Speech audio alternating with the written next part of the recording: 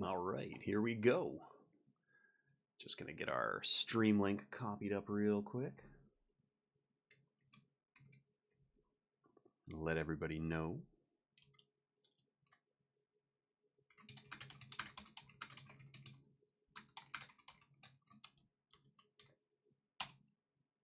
You know, it probably would be a lot easier now that I think about it if I set up a bot to automatically drop these links in the chats when I do this. So then that way I wouldn't have to go through the whole process. But I digress.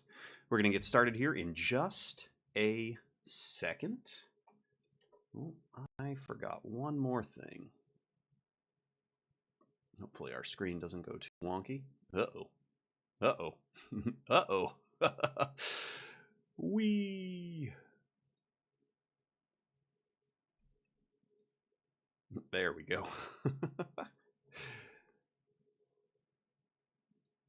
We need our grading rubric up open on the side, and I totally forgot to get that set up prior to getting going. So we're just going to open that up real quick.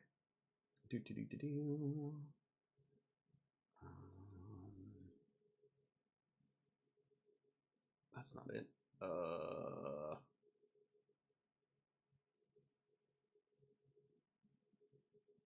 Oh no, I've lost my document.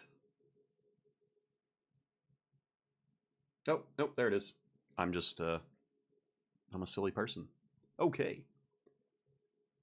That's not the right collection. I'm so super prepared today, if you can't tell. All right, here we go. We're going to do our cold read, and then we are rocking and rolling.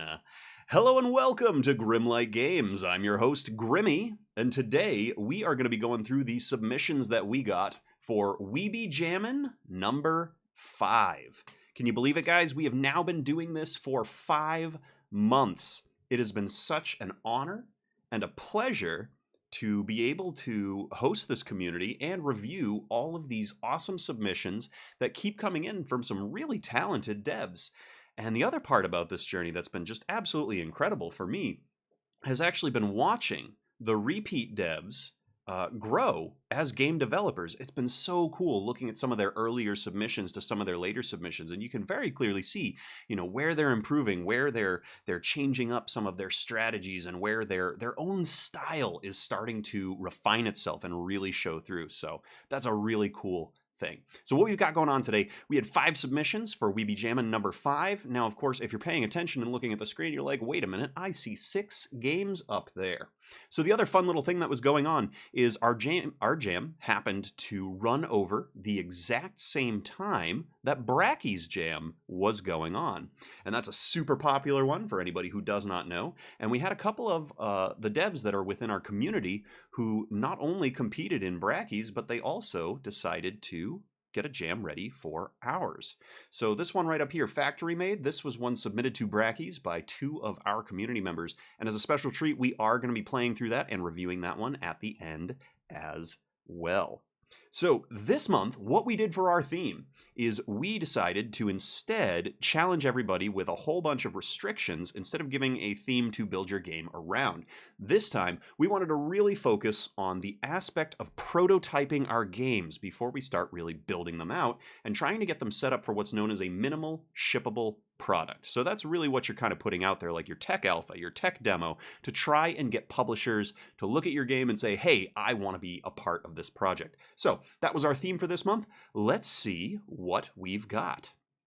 First and foremost, we're going to go ahead and install these, because if we recall, we try to install them first and foremost, but while that's installing, so let's go ahead and check this out. This was a submission by Thorfinn King. Thorfinn King is, in fact, a returning dev.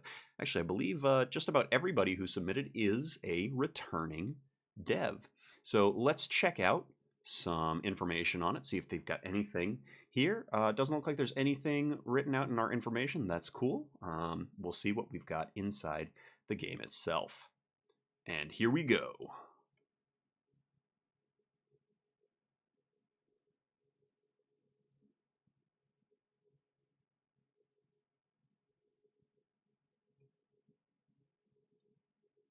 Looks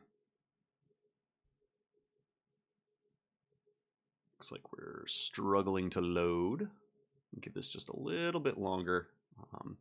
There might be a web. There we go. All right, we're all set. Space Blast. Play, quit, how to play, settings, credits. Nice and simple. Love the very simple design. Perfect. It's got a nice little track in the background. Really has that that ambiance that you kind of expect with any kind of space themed game. The synthesizers, the very deep kind of like resonating tone. So we like that. Let's check out our settings menu first. Love it. We've got a tech demo, and we can, in fact, control the sound. Nice work. Don't have a back button. We're just going to hit escape, see what happens. Nope. Is there a way to go back? Oh, no.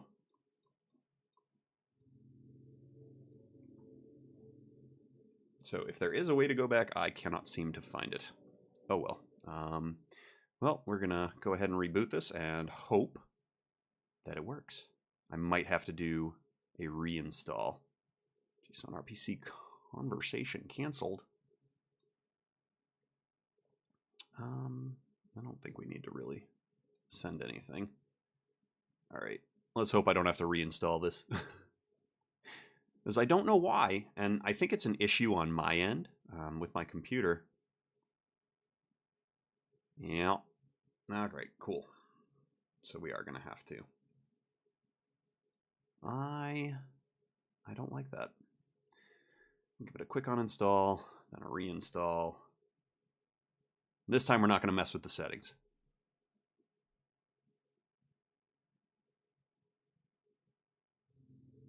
There we go. Fired up a lot quicker. I'm afraid to click how to play, but I need to know. All right, how to play. Oh, there we go. There is a back arrow here. Okay, so maybe it was just a slight oversight when setting up the sound menu. We've got our, I'm assuming, WASD commands. Got also arrow keys to move, to shoot, 2 less time to make a mouse, so just left click to shoot. Fantastic, okay. Credits, always got to check the credits. We do have a back arrow here too.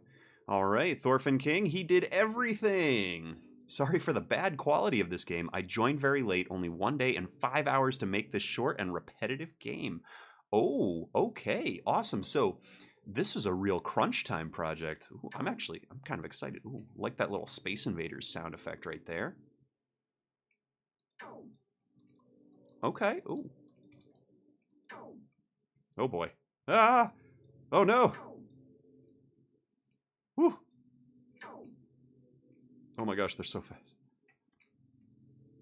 Oh, okay. So, fun little thing that I've discovered here.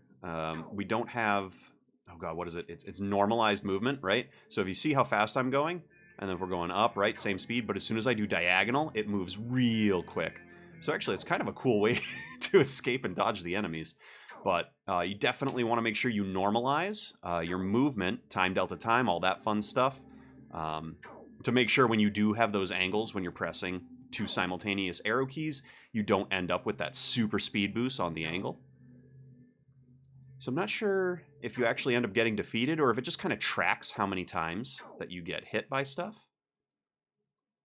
But we're going to try upgrading real quick. Okay. Ooh, bullet cooldown. Yes, we want more cooldown. Oh, okay. This just shows us how much stuff we have to spend. Oh, fantastic. Cost none. Mm. Okay. Hey, look, we're I think we're all healed. Oh, oh, we got a nice, fun little burst now. Pew pew pew pew pew pew. Nice. Hey, I gotta say, this is a fun little game loop, right? This is a great time waster. This games like this, these are definitely games that would be great set up as cell phone games. For when you've got like 5, maybe even like 3 minutes in between some things, or if you're taking care of some business, hanging out in the porcelain throne room. Little games like this, it's great little time wasters. Once upon a time we used to have to read magazines or shampoo bottles in the bathroom, but now we have cell phones, which allow us to not have to do that. I do like the upgrade system too. Very nice. Okay, cool. I think we've seen just about everything. I do want to see if there's like an actual end. Oh, okay, yep. So if you do take enough damage, or if you spend enough time getting hit by that, it does actually end your game. Good. Okay. Hey, nice job. Awesome work there. I'll try. Yeah. So let's just talk a little bit about what was going on there, and of course I do need to open up the itch page real quick because I'm super unprepared today. Okay, Grandpa, let's get you back to the home. Yeah, yep. I am what's known as an elder millennial, so yeah, I'm pretty much Grandpa at this point. I love it. Thanks for the commentary. We're just gonna look at the jam real quick because I can't remember the categories. I didn't update my files. So all right, so we're gonna be looking at game loop, creativity, originality, and technical execution. Okay. So first and foremost, let's talk about the game loop. I mean, everything was there, right? We were able to set up into our game. We had a real classic Space Invaders style theme where, you know, we've got our little triangle spaceship flying around, shooting at the asteroids, or the squares in this case that were coming at us. Got different colors, different sizes, and I did really enjoy that. You know, as you're kind of hitting the shapes that are coming at you, they do get smaller and smaller. So that's a really cool way to signify, you know, what you might have set up for a further development of this game, where you kind of like knock chunks off of the objects that are trying to get to you. So really cool. Let's talk a little bit about creativity. So I think it's really good to highlight how this was able to be so simple and yet really convey such great things. I do want to try and open this back up while I talk about this. I'm going to have to, of course, do uninstall again. Ugh, someday I'm going to fix this. So what I really loved, right, is as you first load in, and what you kind of get right out of the gate, we've got this really awesome just star set theme. So perfectly simple. It doesn't have to be super crazy, right? And then as soon as we get into the game, you know, we're moving around. Our background is stationary. Oh, I guess I should have probably also talked about for the game loop, right? With our whole upgrade system. I mean, you can definitely see where we've got the beginnings of some UI. Now, again, when you're setting up tech demos and like that, you're not going for what's going to look the prettiest. It just has to kind of convey where information is going to be, what type of things that you're going to be setting up within the game. And we've got a really good start for an upgrade system here that allows us to continue to replay the game, right? Get better, move further. Is there meta progression in between levels? Things like that. Like, you know, we don't know yet, but this is the skeleton, the basis for being able to set that up. So really good job there. The other note on creativity, though, you know, it is a Space Invaders game. I mean, it's a very old style of game, so we can't really award too many creativity points for the actual game concept itself. But, and again, I was starting to touch on this before I sidetracked myself with all that, we can really enjoy the simplicity, the creativity in the simplicity. Everything is conveyed perfectly and well within the confines of what we were trying to set up within our game jam. So good job. Originality. So that kind of ties into what we were just talking about. Space Invaders, very, very old, very, very tried genre. There isn't anything necessarily like groundbreaking here that's outside of what you would expect from that type of game. But again, being a tech demo, there's so many different ways that this can evolve and move to. Technical execution. So just some of the things that we ran into. Obviously, going into the settings menu, there was a misstep there. Forgot to put, you know, our fun little back arrow so that way we can get back. And then the only other thing is it's difficult to tell kind of you know, how we're in danger, right? If we're actually taking damage. And then last but not least, when we do get to the end screen, right, like, oh, the game's over, just a quick simple reload, restart scene, refresh scene, a little continue button here. Definitely could go a long way. But we do have to remember, keep in mind, this game was done, you know, with very, very little time. So looking at it from that aspect, technical execution, Lots of good stuff there. Obviously, we're not going to get 5s across the board, but what you did manage to accomplish in that amount of time, I think you hit really, really well. So good job. Great work. Thank you so much for your submission, Thorfinn King. All right, next up, we're going to take a peek at Reckless. So we'll go ahead and give this a quick install. What? JSON RPC error 1000 JSON view details. So I guess, okay, what? Oh my, what did I do? I broke it. I broke everything.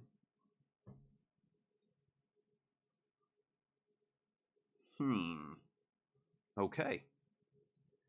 You know, it's also possible that it's just the itch app that's having some issues. Let's open it back up. Okay, I broke the whole app. Great work. Awesome job, Grimmy. So we're just going to go ahead and do this the old-fashioned way. Unfortunately, these are all devs that I've played games from before, so totally 100% trust them. A lot of times why I actually do these through the itch app, when it's working properly, of course, is that you can enter everything into sandbox mode. So that way, you know, if somebody... I honestly just played them all on the website. Okay, good to know. So they do all have WebGL builds that I can just situate. But the reason that I like to use the itch app is the sandbox mode, right? Because you never know. It hasn't happened yet. Well, actually, it may have happened during one of our first jams. Not really sure because we never really got a hold of that developer. But, you know, sometimes somebody might try and put something a little nefarious in to get you to download and play it and all that. So if you're in the sandbox mode in the itch app, you know, it's not going to go anywhere, right? It's not going to destroy your computer or steal information, stuff like that. So that's why I do that.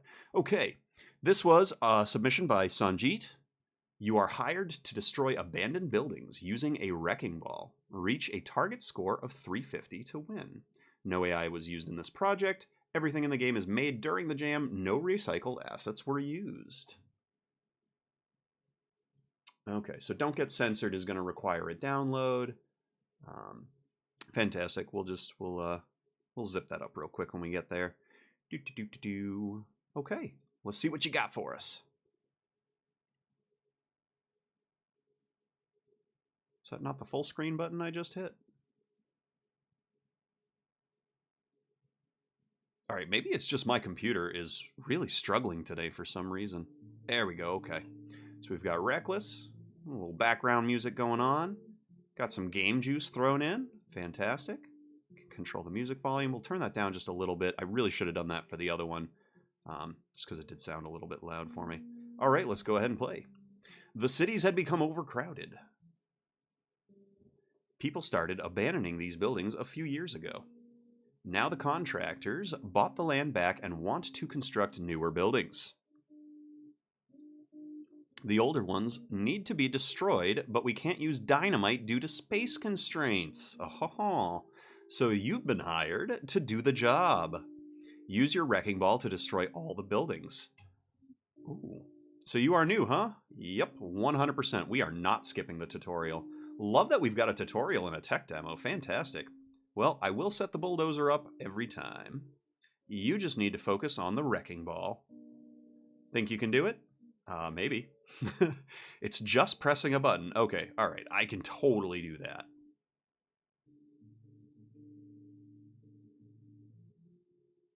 Pew. Oh, wow. Is that it? I just control it through there? Wait, I think hovering over this got it to swing a little bit more, or am I imagining things? Okay. All right, so we hit our wreck. Boom.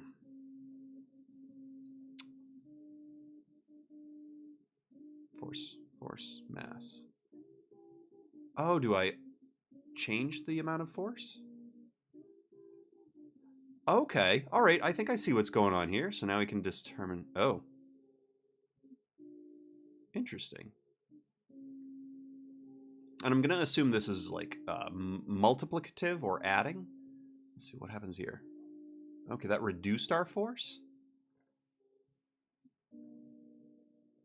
Oh yeah, that definitely reduced our force, all right. Mass +5. Oh, okay, so I think I see what it is. You're kind of getting like a little bit of a roguelite setup here, okay? So we probably want to find the positive ones. So, i.e. the positive ones will be our additives, right? Now, is this mass for our wrecking ball, or is this mass for the what we're trying to destroy?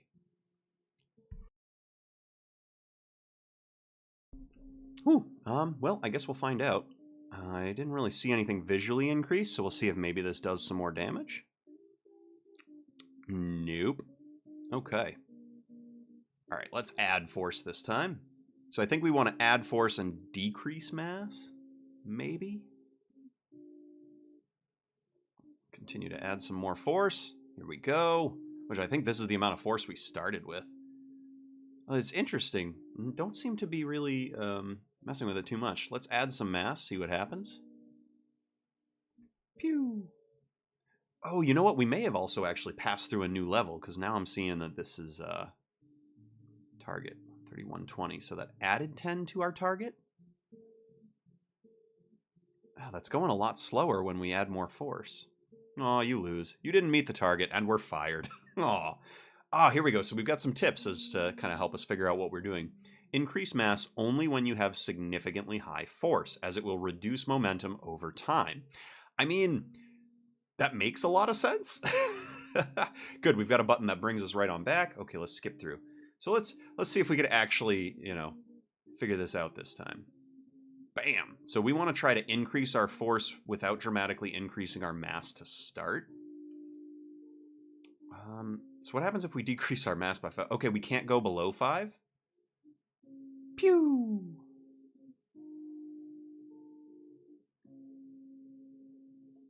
Oh man, I have to decrease my force, huh? I mean, we're still very much hitting our goal here. Here we go. Now we can get our force back. Bam! I love... This is such a fun little idea. I mean, I'm already messing around with this far more than I probably should be. But no, it's a fun little wrecker game, right? Like, it's kind of a similar feel for what I was saying in the other one. Yeah, I am getting pretty unlucky. There's a lot of minuses. So I wonder what the intent is there, right? So if we're trying to set up this whole roguelite feel, you might want to consider removing or at least putting a lot less weight behind how often you're going to get like these negative cards, or maybe even try and figure out a way that the negative aspect of it can kind of complement something else that's going on here. But I'm loving this physics. Jeez. All right. I think we have seen enough of this. It's addictive, though, right? It's really addictive. I want to keep playing this. So I'll just kind of talk about my thoughts, and we'll just kind of keep going and mindlessly hit things.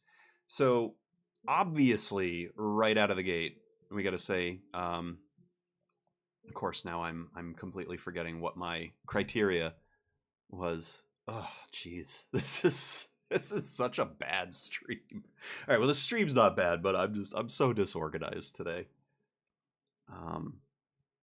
Okay, there we go. Exit button. So we're gonna open this real quick. There we go. Okay. Woo. Now I'm just going to move this over to my other screen so you guys don't have to stare at it. Now I can actually kind of look at this, which it's actually very similar to what I have going on typically. But I have a PDF file that just kind of runs me through what our typical setup is. So let's talk a little bit about what we encountered with our game loop. Yeah, I'd say the game loop was pretty fun and engaging. It's a really cool little physics-based idea here. You've really hit on something that I would love to see you eventually pick back up and develop this a little bit further. Similar to the Space Invaders game we had going on before, this is a great little time waster. I think what I would recommend, though, take out the negative cards completely, right? Instead, replace any of the negative aspects with things that just make everything wild.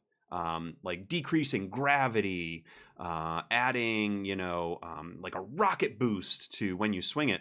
And then what you could also consider is you could set this up like how, oh gosh, what is it?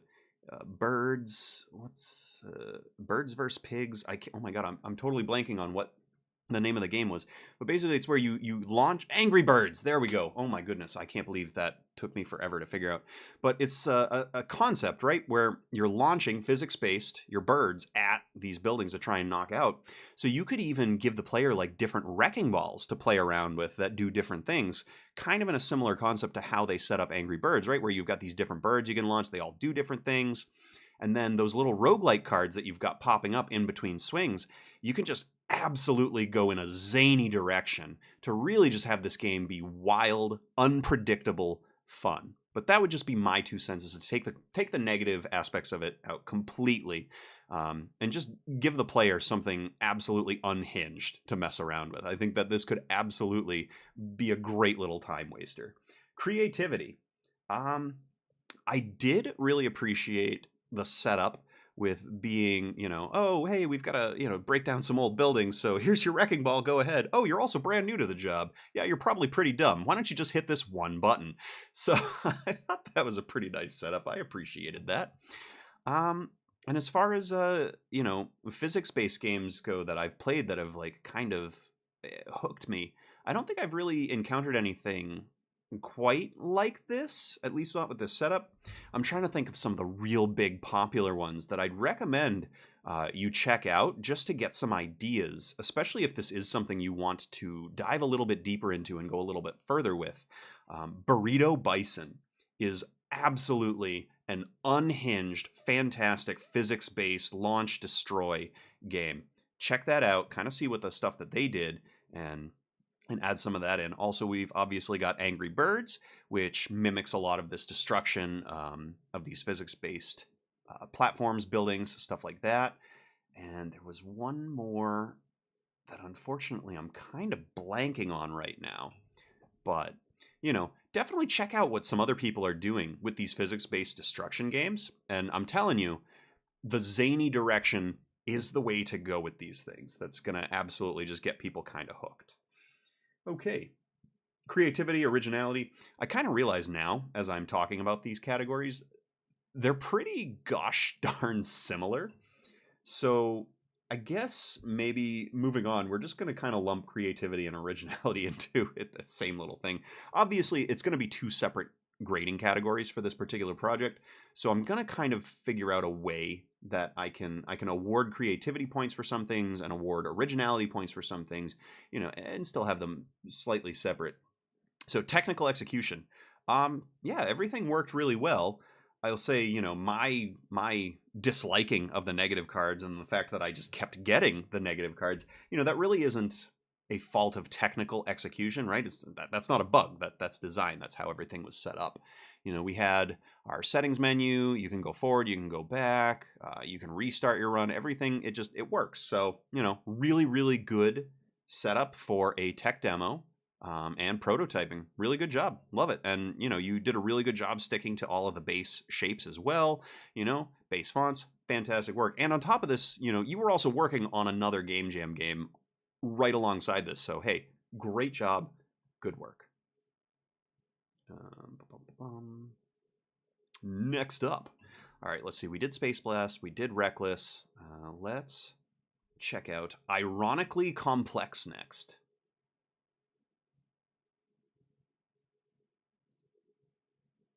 Okay, so this was a submission by The Masked One, another one of our returning devs.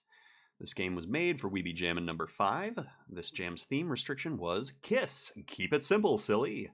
Maybe, possibly, probably, I missed the point on the simply part. I made a game, at least, and it uses no sprites. P.S. I was sick in the making of it. Oh no! I'm really sorry to hear that, but I'm glad you were able to get through it and make the game anyways. Nice work. Game is a bit weird, so hold on. Well, good for you. I love weird. It was fully made by me. And look, we've got a nice little link back to the itch page. Fantastic job. It's a simple clicker sim, right? I wanted to make something basic, so here it is. Wait, clicker games don't usually have mini games in them. Oh, okay. Also, I don't know how hard or not hard the game is, so I added a cheat code.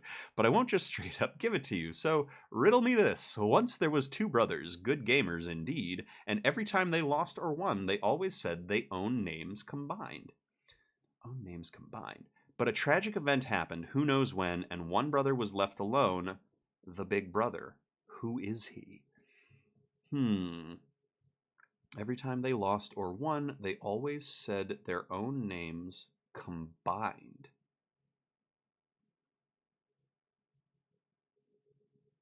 GG? I mean, that's typically what you say when you win or lose, right? GG, good game. So maybe one of them was good and one of them was game. So I have found serious bug and animation didn't play and you couldn't continue forward. It's because I added a feature and it broke something else. Now the HTML is the version with the bug and the downloadable is the fixed version. Okay, wait. Maybe rats like congrats. Oh, okay. Hey, that's a pretty good suggestion. So I think if I'm reading this correctly, it means I have to download this. The WebJam one's not going to work. Or the WebJam, the web version is not going to work. So, okay, we're going to go ahead.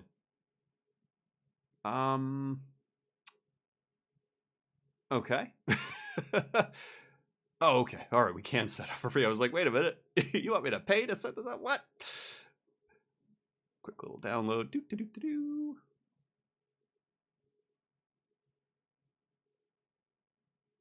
What? No, that's right. Run anyway. Oh my god, don't poison my computer. Nah, we'll be fine. He's a good guy. All right, here we go. Oh.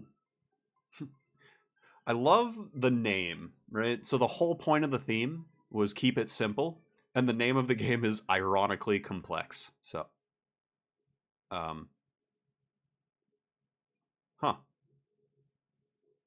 Okay.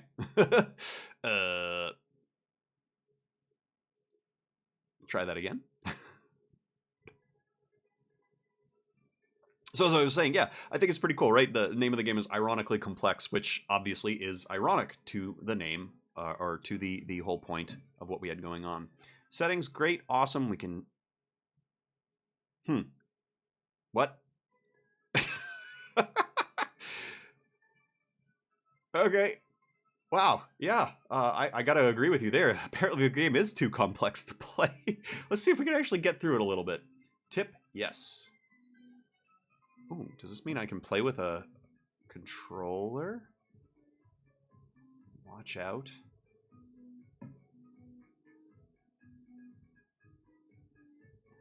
Okay, so we've got a click simulator. So obviously I'm supposed to kind of like click on things and figure out what's going on.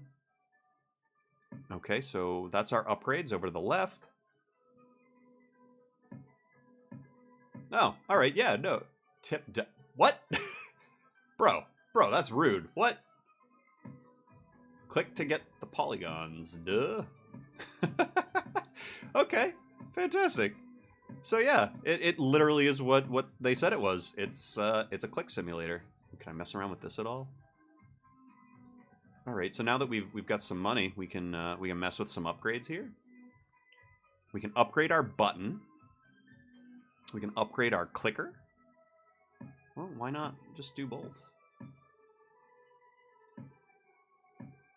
All right, let's check that out. Oh, okay, so now I get it. So we set up something so that way we're getting cash monies on a timer base, and we're getting more money now every single click. Tip, drink water. That right there, that is an absolutely amazing tip. Especially if you're in the middle of like some marathon gaming or marathon streaming. Highly, highly recommend. Try to make sure you always hydrate and have water, because just sitting there for long periods of time, you may not feel like you're getting dehydrated, but it absolutely 100% can't happen. You know, I wonder if that was actually something written out in binary. So we need 250 if we're going to get whatever this watch out is. So I do kind of want to see what that is. The music feels like it's getting louder. So I do apologize if in post-recording, if this is just really loud. I probably should have taken my own advice that I've given myself 100 million times and turned the sound down as soon as I got into it. Let's we go. All right, we should be able to get to the 250 pretty quick now, because I just want to see what happens when we get the watch out. Yeah, this will go pretty quick. I wonder if it increases our multiplier. Tip. Mwah! Oh, it's kind of fun. I do enjoy this dev's humor.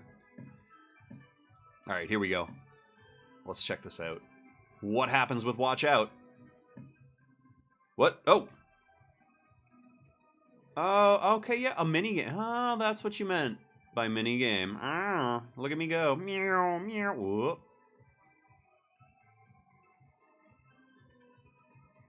I can't tell if it's incrementally speeding up or not. I think it is. I'm gonna see if there's an end point. So it's like Flappy Bird, but without the gravity challenge. So what this actually reminds me of, all right, so we're probably gonna have another grandpa comment here. It reminds me of the old school Super Nintendo Battletoads game. Oh, okay, now you're messing with me, having me go backwards.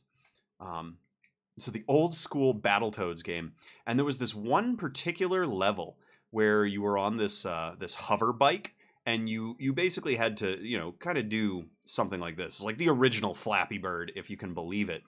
And you'd have to ride your hover bike through these obstacles that keep popping up like this. You know, they give you a little flash on the screen to let you know that it was coming. And yeah, it was incredibly frustrating to every single gamer I've ever known.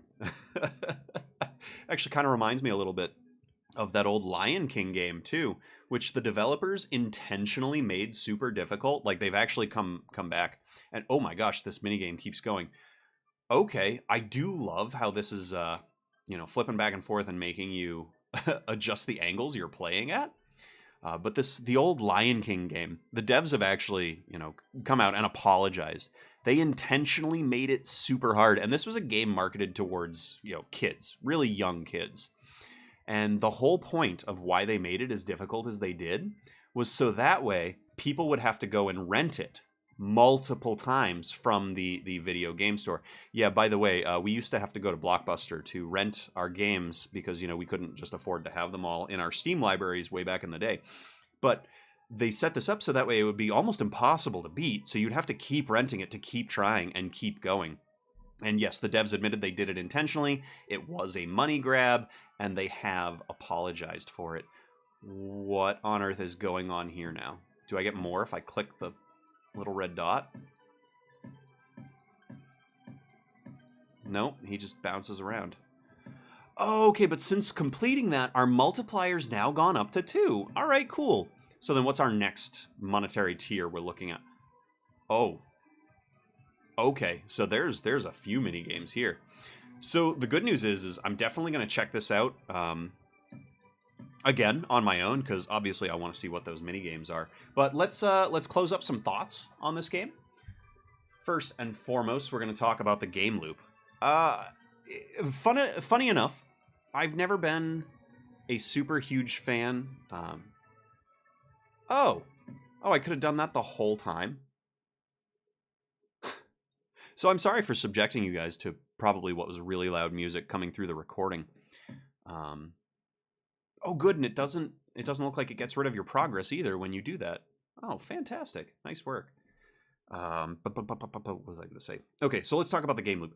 Funny enough, I'm not a super huge fan of idle clickers, but this has the right amount of dopamine hits, right?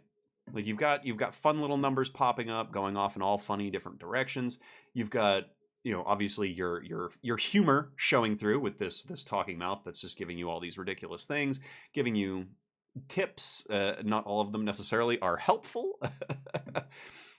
You know, we've got a way in which we can upgrade our clicks, both passive, and there's another upgrade menu. Oh my goodness. Okay, yeah, I get it. Ironically complex. There's so many different little things that you unlock as you go. And you did all this while you were sick too, so heck yeah, man, good job. Nice sound effects, we love that. So yeah, the game loop. for somebody who doesn't like clickers, the fact that you've got me to continue sitting here and clicking, and then also you've got me wanting to know what these mini games are, you've done something absolutely correct here in this setup. And also, as far as you were concerned whether or not you had adhered to what was going on in the theme of the jam. No, you absolutely nailed it, right? The whole point was this restriction to set up something that was completely a tech demo. And when we're looking at what you've built here for your skeleton, there's so many cool things that you can just add on to what's already here, improving the graphics, um, extra fun little sound effects, different funny little physics-based things going on. Obviously, you've got a pretty extensive menu system on either side, so you've got a great little game loop here. Creativity and originality.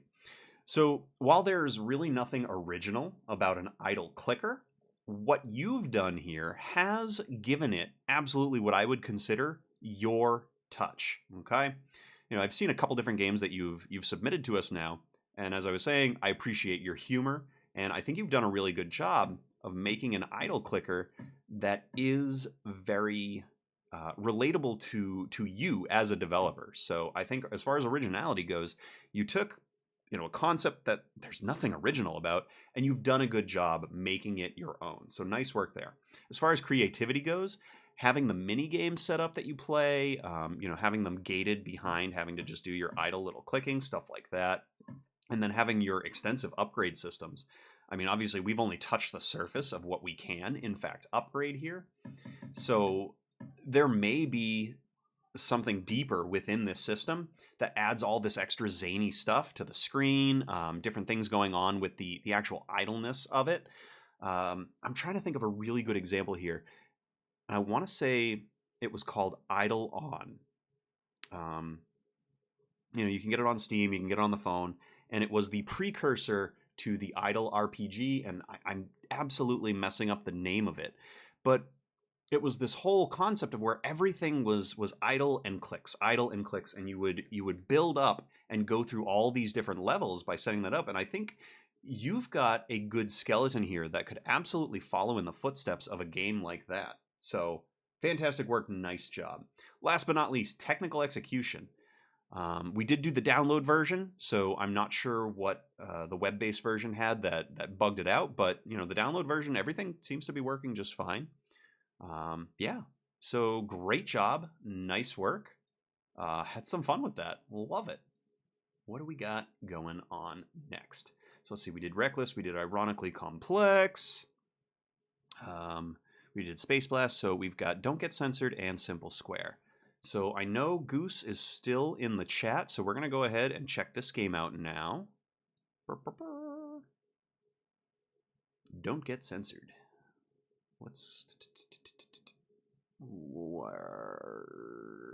There we go, view game page. I don't know why that took me so long to figure out. So this was submitted by Silly Goose Productions, aka Human Heater. They are one of the mods for our community, and this is their first submission to our jam. So I'm really looking forward to what they were able to throw together. This is a clothed establishment. Your friends want to play a prank on you. Don't let them. Don't Get Censored is a multiplayer FPS game revolving around stripping your friends of all their decency. And of course, there's gambling. By stripping your friends, you get points, and by staying alive, you get more points. Use those completely pointless points on the slot machines. Have fun gambling. All right, we've got some screenshots. Play. Great, awesome. We're going to go ahead and we're going to download this as well. Because I believe they said we did need to download it. Is this the right one?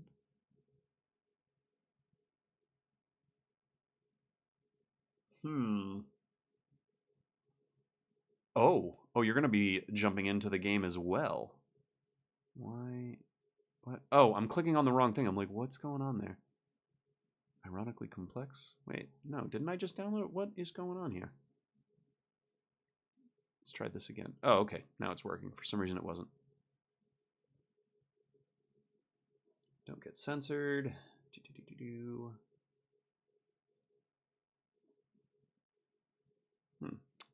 think I have to extract it first.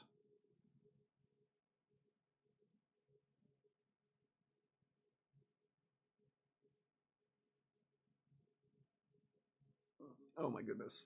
Oh, where did I just put that? Sometimes I'm such a muppet.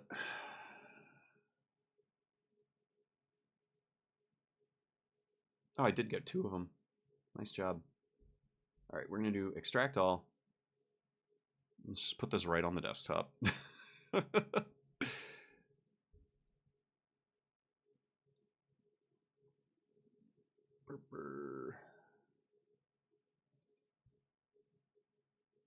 There we go. Okay.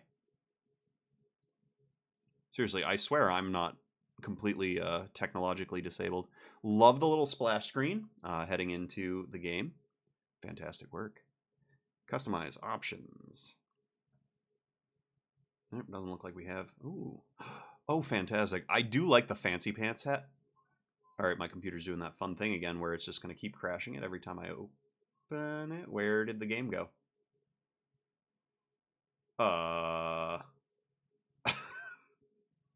What?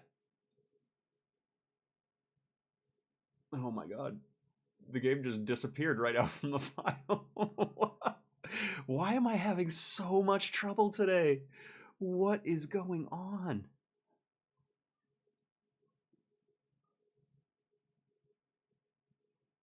Yeah, right. What did I do? I don't know. I really don't know.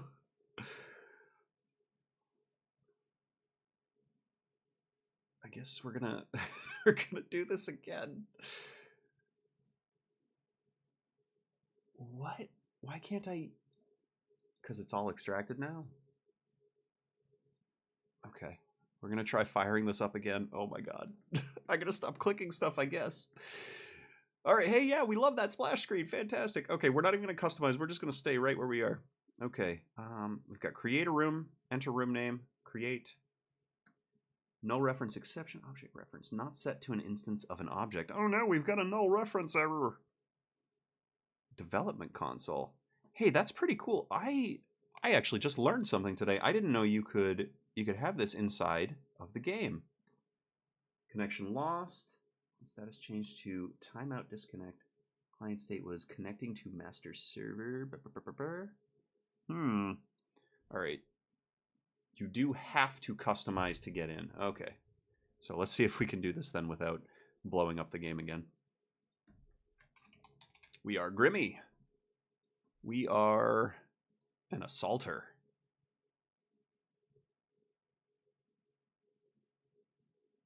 We like pants. Oh, a sensor block, huh? No, we're gonna wear pants. Oh, fantastic. Love it. Okay. We are Grimmy. We are all set. Oh, okay. Cool. All right. Hey, the more you know. For those of you guys that don't know, I'm still very much a Greenhorn dev myself, but you know, learning new stuff every day. We're gonna call it Grimmy's Room.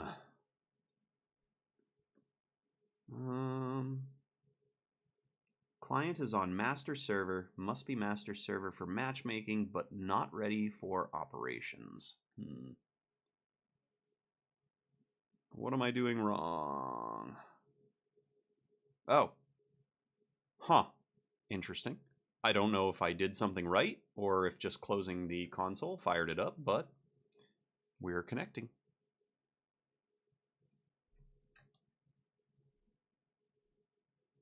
Connection lost. On status change to timeout disconnect. Client state was connecting to game server.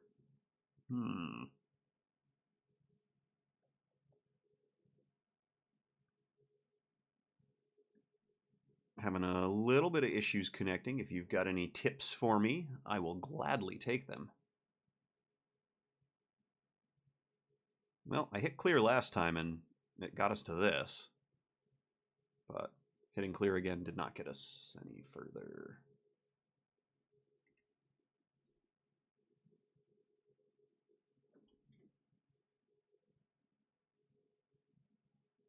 I do like this setup though. We've got all our little slot machines going on here.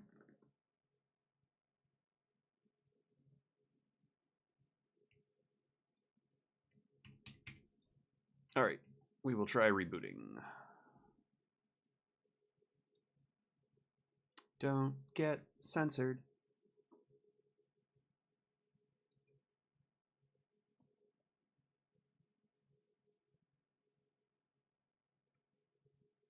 Oh, here we go. We actually have a server we can join now. And they're also... Oh, hey, here we go. Ooh. So are these, Okay, all right. Ooh. Wait, okay, so... the gun shoots items of clothing. Oh, that's... That's fantastic. Oh my god. So this reminds me of a really old school game. Okay, I was out of clothing to shoot. So this reminds me of a really old school game, Paintball 3D, and it was kind of a similar, concept where you're this little three-dimensional character in space, and you run around and you play paintball, basically.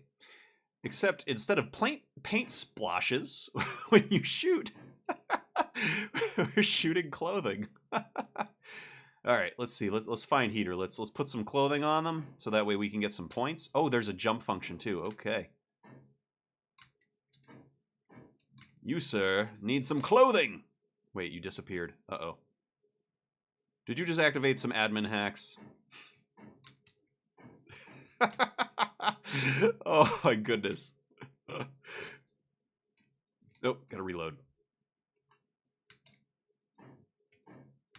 Have I put any clothing on you yet? Where do I see my points?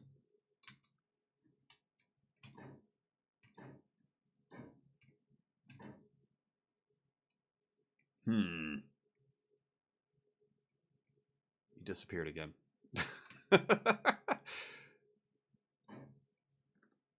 Oh, there they are.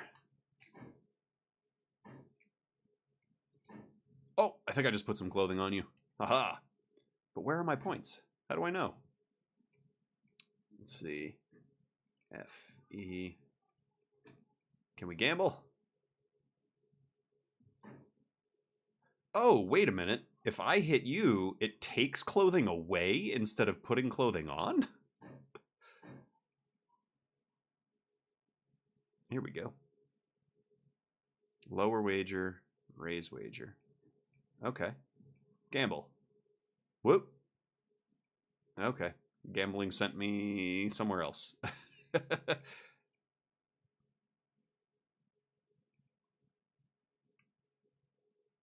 All right. No, this is fun. Oh, press tab. Oh. Okay. Hey. Oh man, you've got a lot more points than I do. I think you must be cheating. You got the admin hacks going on. All right. So this is really fun. It's got this fun little nostalgia component for me. Again, I said it reminds me a lot of this game, and I played this a lot as a kid. I loved Paintball 3D. It was so much fun. It was one of the first person shooters that I got to play. Other than, I want to say Counter-Strike. Yeah, I think Counter-Strike was really the first big one of my era, my generation, if you will. Although I guess you could probably consider Doom and Duke Nukem as first-person shooters as well. I mean, they literally are. So, yeah. So let's talk about the game loop, right? We get to run around. We get to put clothing on our friends, put clothing all over the environment. I do think that's pretty fantastic. I'm enjoying that aspect of it. And then, of course, we've got a little bit of gambling we can do with our points to earn more points, lose points, all that fun stuff.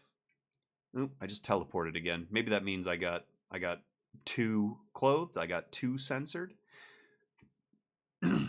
But anyways, oh, you know what? Now that I see down in the bottom left corner, all right, where'd you go? I need to get hit. I need to see if this thing does the thing. I'm assuming that's kind of like your hits, right? Like you've only got 3 hits. You got pants, you got shirt, you got hat, and if you get hit by all 3, that's probably what's resetting me. If I had to guess. right? Okay, so, yep, I see he's got pants, he's got a shirt, he's got a hat. So 1, yep, there go the pants, there goes the hat, and the respawn. Yes, okay, I totally get it now. So, moving on from there, how creative is it? This is super creative. I've never have I ever, and again, just because it reminds me of something, I've never seen something quite like this before, where the objective is to go around and and remove the clothing from your enemies, if you will. And you kind of got like this t-shirt cannon style design weapon, which is really cool. Originality, again, it really kind of plays into that, right? Like, I mean, while first person shooters aren't necessarily an original concept, I think you've done a really fantastic job here providing an original concept to the first person genre. It's absurd, it's silly, it is the right amount of chaotic fun that could be, the next big frenemy hit.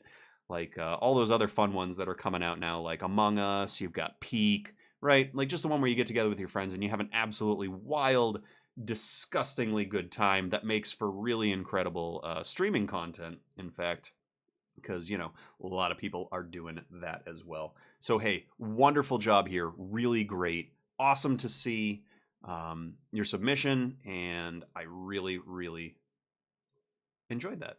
Nice job. Okay, so that brings us up to Simple Square. Actually, I gotta check the time real quick because I'm kind of going over a little bit here, and I do, in fact, have another meeting that I have to run to. I probably shouldn't open up my calendar with all of that information right on stream. That might be a little bit of a silly idea. So we're just gonna check it on the phone real quick. Yeah, we're still good. We've got like another 15, 20 minutes. That should be enough time to get through Kisami's game and then to actually check out the game that Kisami and Sanjit did as they teamed up for Brackies. So let's go ahead and check that out. Simple Square. Simple Square's itch.io page. A story-driven 2D platformer with all default engine assets. Fantastic, just like we were intending. All music and sound effects were made during the jam using Audacity and LMMS. Fantastic work. Okay, let's run it.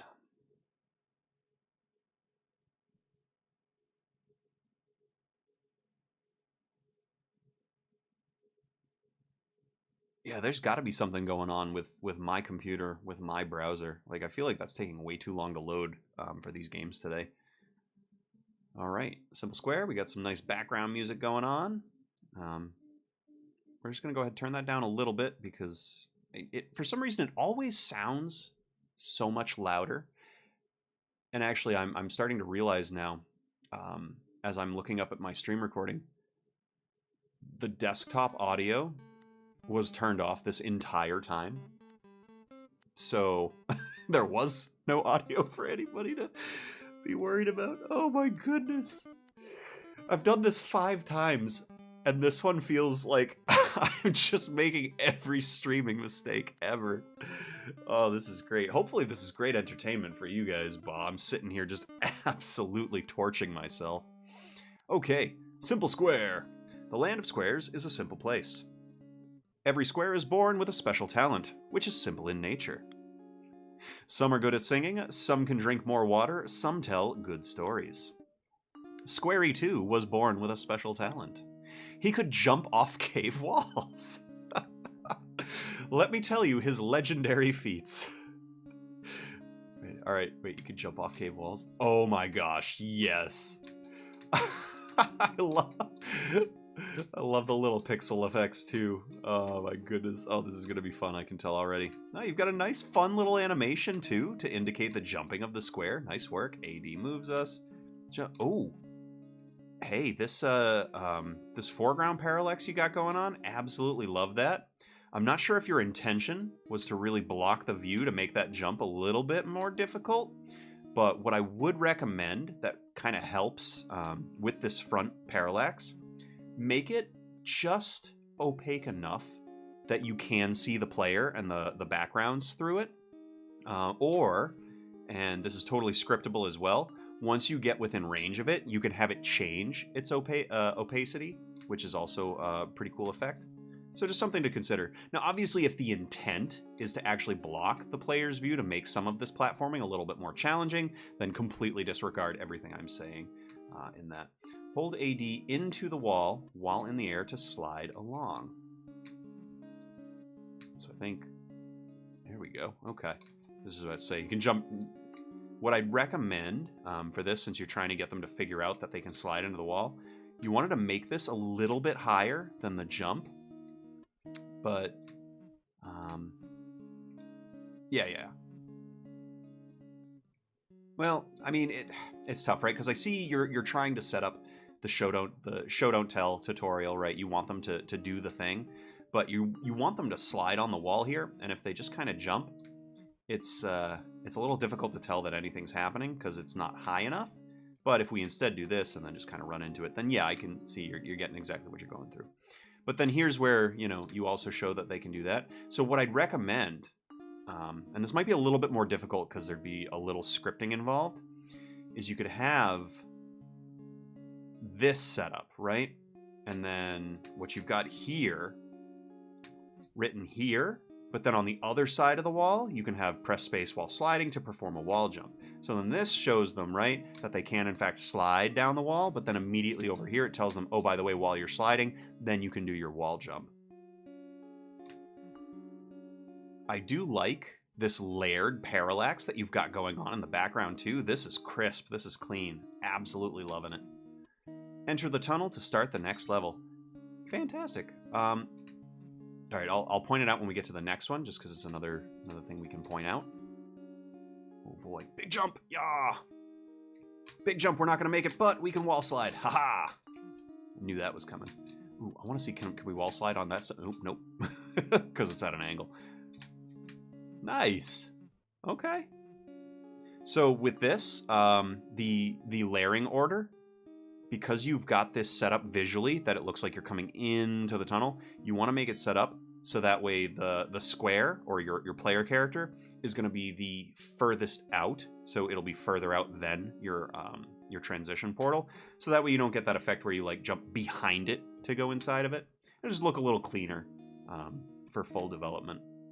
Nice, you can slide on down.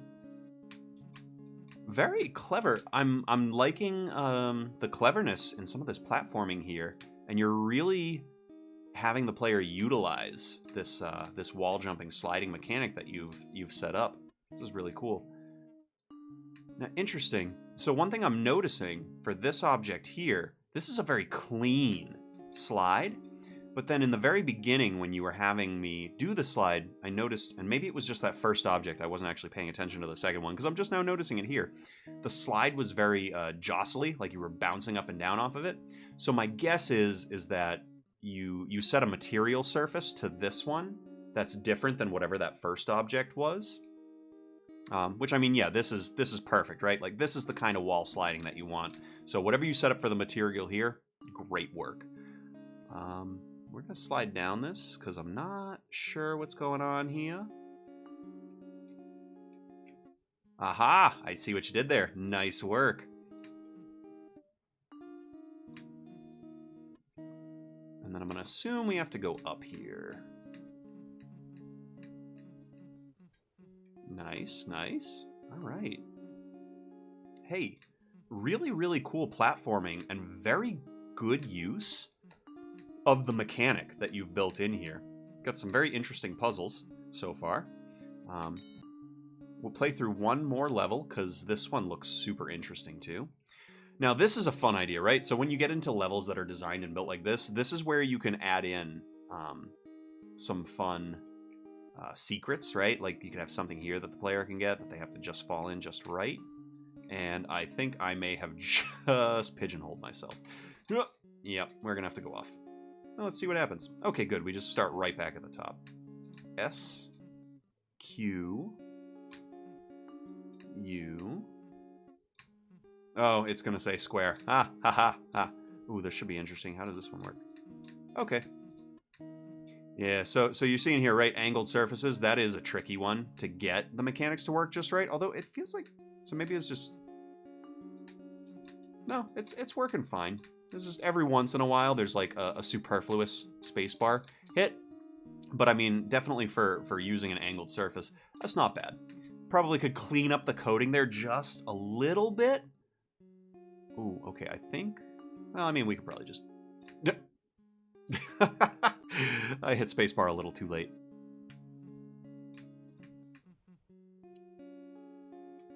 What? Oh, there's a tiny little bit of a divot there. Interesting. I must have been jumping as I went through that the first time. Okay. So actually, that's another a good point. We can talk about that with setting up your collision zones. Interesting. Now I'm just moving right over it. What the heck? Okay. Whatever. So you can see that there is just kind of a clear divot there, but now the collision zone seems like it's not clipping into itself. So if you set them up on a polygon mesh, I think you're using Unity. I'm not sure how you do it in other ones, but if you set it up on a polygon mesh, you can actually situate it so that way the engine will locate all the different spaces and it'll make it into a continuous object for your hitboxes that you're trying to set up for platforming on these objects.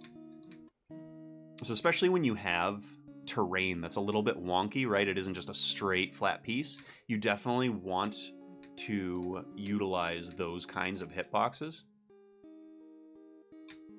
Nope, I did it again. Okay. So it's a little bit tough to jump off of the angle side there. So I think, there we go. We're running into that divot again. So it seems like it's only after you spawn. So what we're going to do here to get past this A, is we're actually going to jump before we get off the edge, which is what I tried to do the first time, but I failed at it. There we go. Okay. That was actually a pretty difficult little platform right there. Probably not for, you know, somebody who's a real gamer and not me, just somebody pretending. That was Squarey and his cave adventure. Fantastic. What about me? I've never met Squarey. How do I know about him? That's a secret. Don't ask so many questions now. I'm just a simple square. Nice work, Kisami. Fantastic job. So let's talk a little bit about a simple square and Squarey's little adventure through the caves. So first and foremost, our game loop. Was it fun? Was it engaging? Yes. I did find myself a little bit engaged and concerned about our simple little square friend, Squarey. I enjoyed the platforming puzzles that you set up. I think you did a good job, especially, you know, recognizing, again, this is a tech demo. You know, you're just trying to show off some things that you could potentially then, you know, get a developer interested in. Sorry, not a publisher then interested in on. So the idea of the concept is great. You're showing off some clever design and utilization of this wall jumping that you've now added to your platforming. And now, obviously, there's other things that we could expand on. We could go further. Being a platformer, right? One of the big things that you always want to try to focus on is how is my platformer different? You know, what puzzles am I going to present the player with that they've never seen before, that A, aren't going to frustrate the player, but B, you know, give them this rewarding feeling once they've accomplished a task that is a little bit difficult. Right? Because you've got, you know, precision-based type platformers. You've got your Metroidvania type platformers where, you know, you have to obtain something by platforming to one area, which is then going to give you or allow you to then access other areas, you know, so you get all this kind of cool backtracking and whatnot. I'd say a really, really awesome example of a modern, very simple Metroidvania style platformer would be Animal Well. And if you haven't played it and you do enjoy like the Metroidvania style, the puzzles, the not being given much information to go on and just kind of exploring and feeling out the world through platforming, highly recommend check out Animal Well. And I'd even say if this is a direction that you want to go in, like if you really want to develop that kind of platformer or a platformer that's going to be interesting, I would say play through Animal Well and really pay attention to what the dev did there with setting up this very rich, lush world, giving the player these different ways in which to interact with the world, and, you know, try and then branch into your own unique ways to interact with the world. That's how you're going to really set yourself aside in the platforming genre. Genre? genre. So that also brings us talking to, I kind of looped game loop into creativity and originality. So yeah, um, I think your strongest point still when we're talking about creativity and originality are your unique little stories that you add to each of your games, which is really cool. Definitely don't ever stop doing that. Um, but yeah, I liked your particle effect as well. You know, you feel like you're kind of getting a little dirty jumping around in this cave. I loved the creativity that you used with the parallax effects and getting the several different layers of movement going on back there. For a very simple 2D side-scrolling game, I will say it absolutely had this very three-dimensional look to it that was really cool, and was also really cool to see just knowing that there was this restriction placed on what you could and could not use when setting this up. So great work there. Technical execution. Other than that kind of like weird little situation where I ended up getting stuck on the top of that, I mean, obviously not stuck, right? Because you could kind of jump in and out of it. Very well done with the technical execution. The controls felt pretty tight. One little area obviously would be kind of like that stuttery little. Actually, why don't I just go in and show it again real quick on screen so we can see what I'm talking about, so I don't necessarily think I'm going crazy. All right.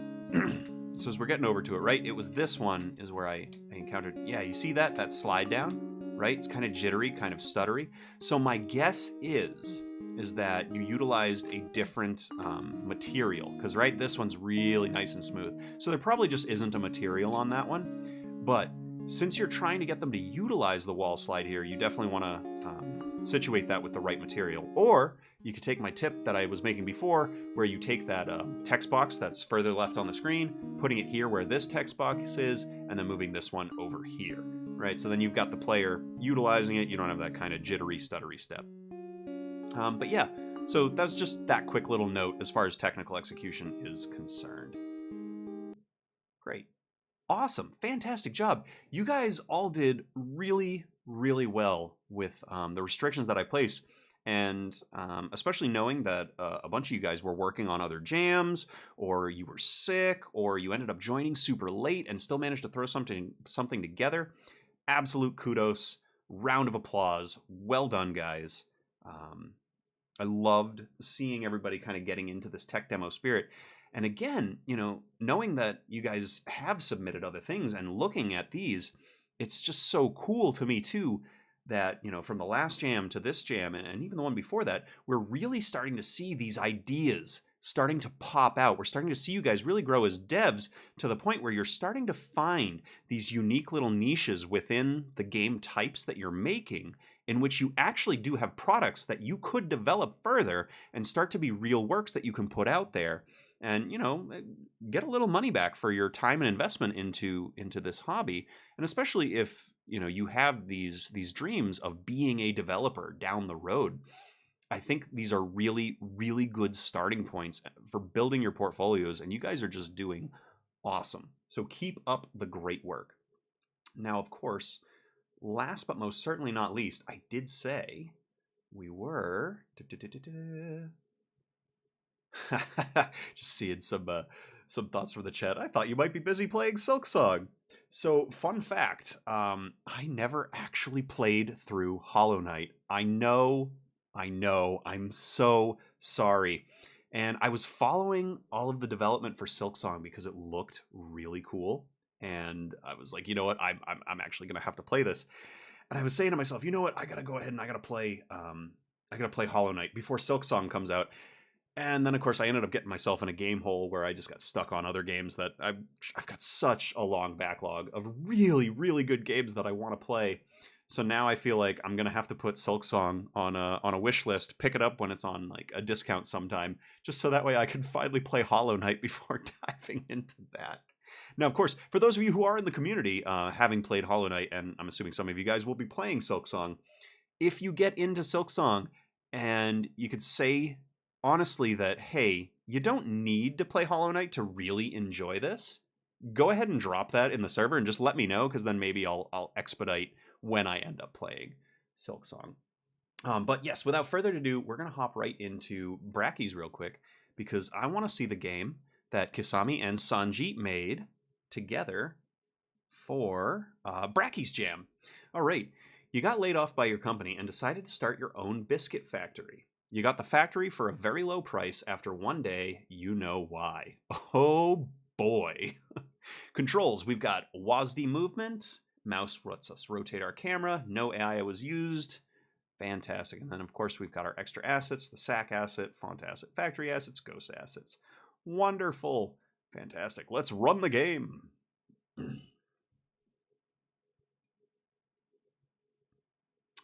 But that is kind of a good jumping point note for you guys. When I am doing the streams, unfortunately, I just don't have enough monitor retail space to have like both the Discord chat and the YouTube live chat open at the same time. So if you are looking to interact with me, or put a comment out there that you'd like me to at least read, definitely throw it up in the YouTube chat. Yeah, because it'll just be easier because it's right there for me to see. Of course, the only the only thing there is that the monitor that I have set up for that chat is like above my eyesight line, so sometimes I don't necessarily notice or see that anything's gone off, and by the time I look up I'm like, oh, it's probably been a while since that's popped up, but we'll address it anyway. So I will eventually get to what's going on. Nice. Wow, it's a pretty good asset pack that you guys utilized.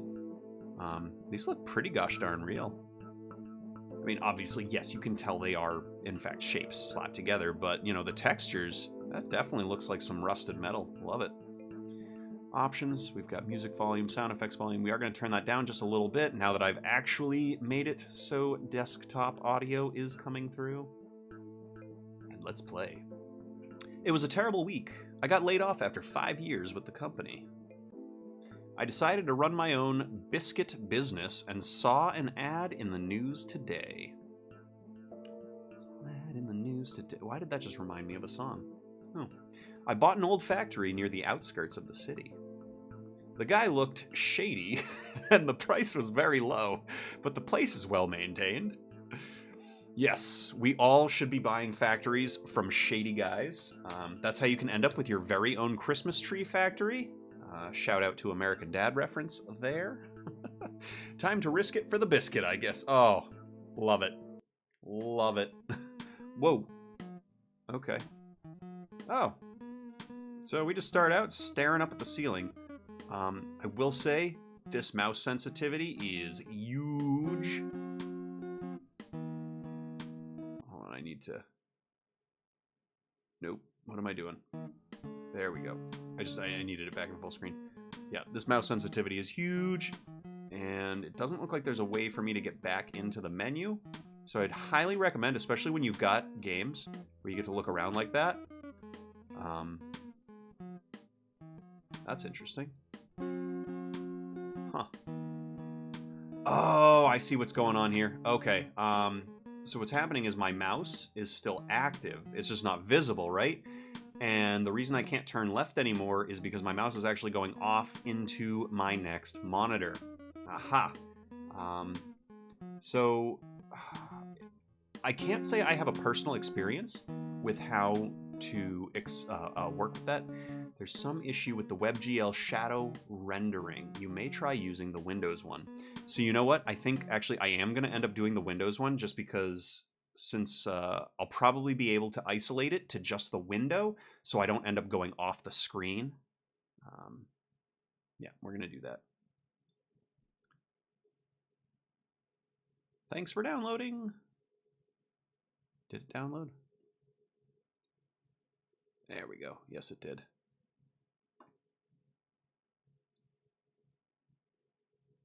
What? Wait, did it extract? I think it just extracted itself. Oh, that's cool. Oh, no, okay. Extract all. So, okay, we need to...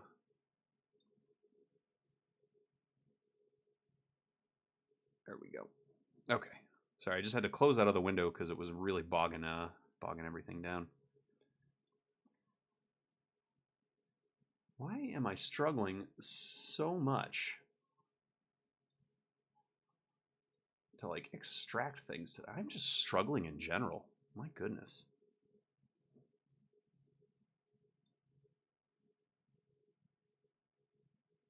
Okay.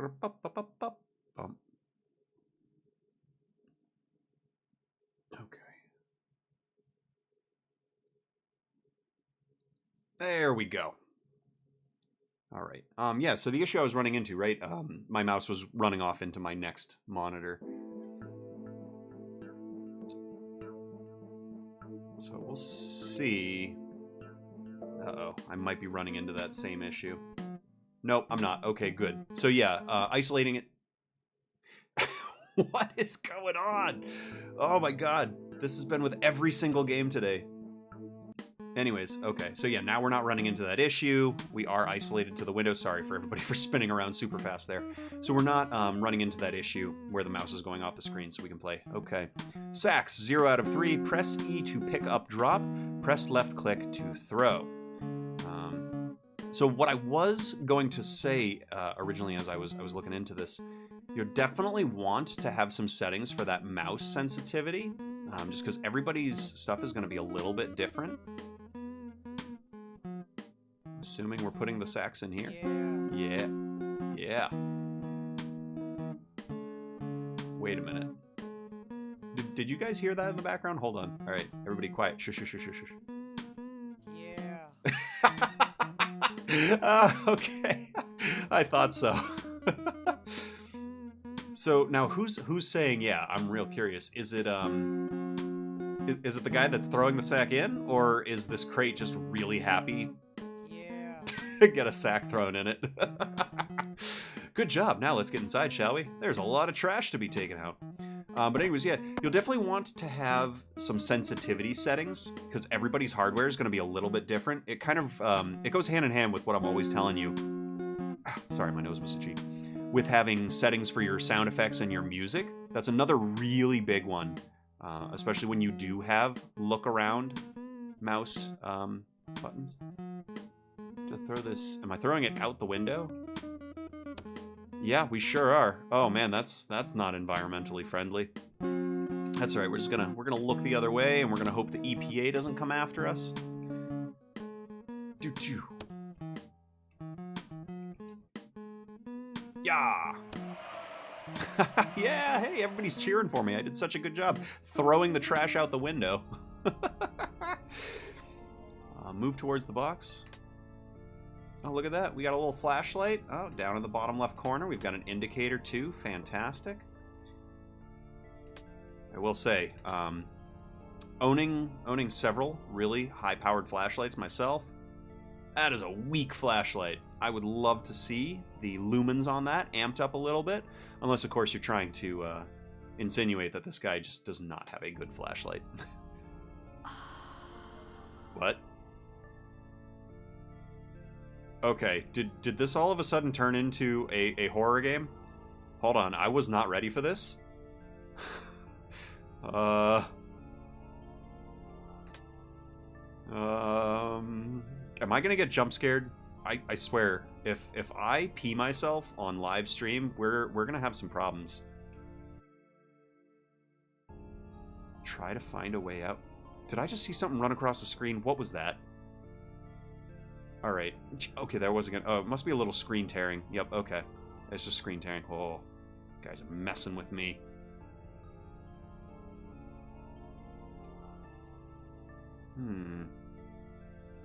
Try to find a way out. I don't like this. What? What? Let me out. Let me out.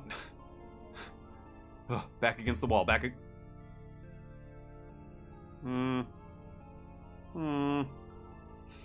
don't wanna. I don't wanna. A ghost. Oh. Okay. Oh, he's a cute little guy. Hey, what's up, buddy? Dude. Really? Really?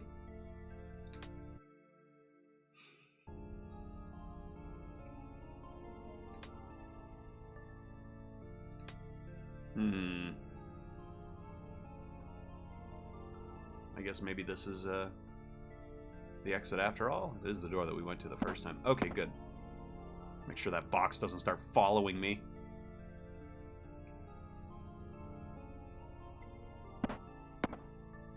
Okay. Oh boy. Let's open this one. What? What was that noise? That was like claws scraping on metal. What? What?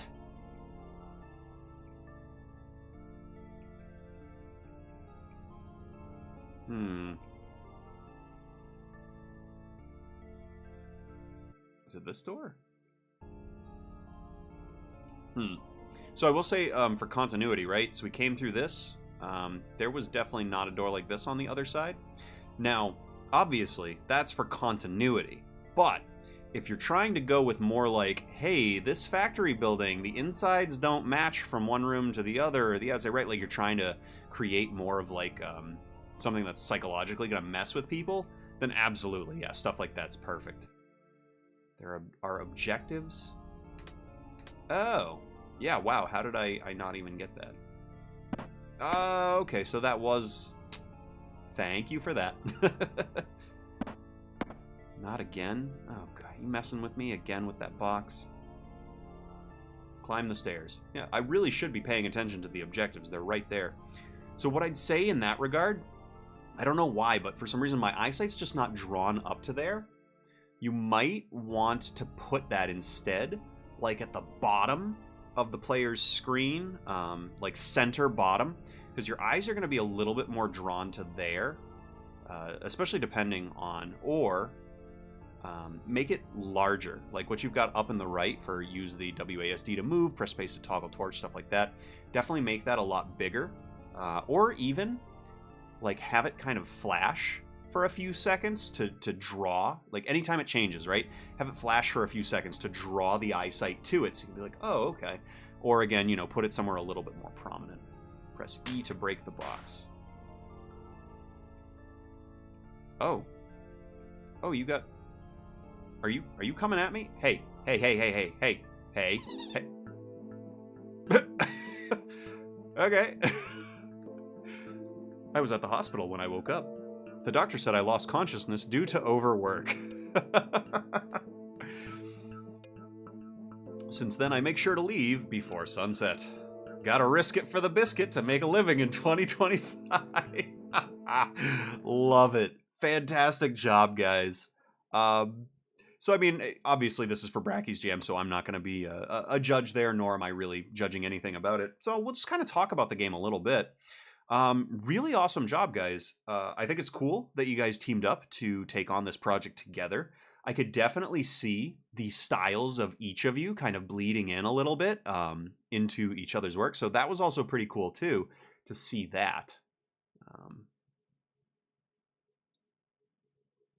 There we go. Let's see, other than that, we kind of talked about a little bit of the technical execution, how you can... I thought of animating objectives, but it seemed a bit annoying. Many people miss them, though. Yeah, it's always tough, right? Because you as the developer, right? Like, you know it's there. You know what you're trying to get the player to do. So trying to find that translation point where, you know, what's going to help or what's going to work for the player.